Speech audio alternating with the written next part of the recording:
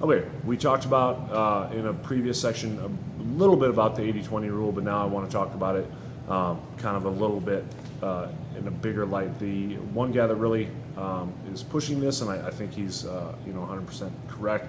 I'm sure he didn't come up with it, but I read it in his book, and I really like it. Is the 80-20 rule, and you'll see Josh Kaufman use this. You'll see Tim Ferriss use this.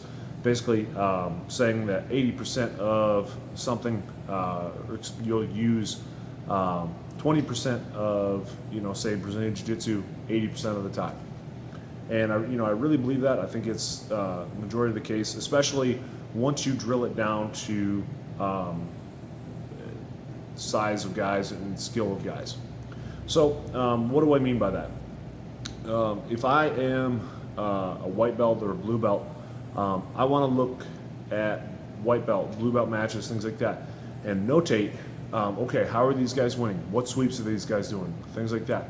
Taking those and saying, okay, these are going to be my subset of techniques that I'm going to try to use as well, and really get extra reps in on those, because those are the that 20% that I see these particular people using. What I see happening now is in Brazilian Jiu-Jitsu, a white belt will see black belts doing berimbolo and things like that, which is great.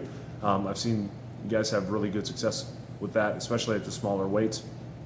And that's not necessarily wrong, but I also want you guys to consider the skill level of the person. So, if you go out there and it's kind of, in my opinion, it's going all back to, I want to be if you're a competitor, I want to be a good white belt, I want to be a good blue belt, purple belt, brown belt, and then black belt in this progression, rather than trying to go right to the stuff that the black belts are doing, only because of the fact that I really truly believe that you need to have a really good foundation first, and then once you've had that good foundation, then a lot of those other techniques are going to become a lot easier.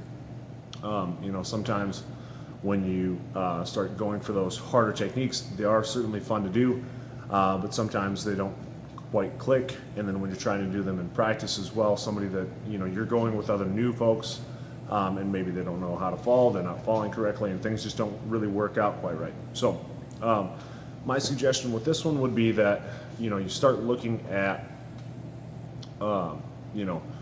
watching YouTube videos, things like that, of people that are competing, looking at what they're doing, and basically saying, okay, these are the things I'm going to work on, because these are the things that I see that people are hitting at that particular skill level.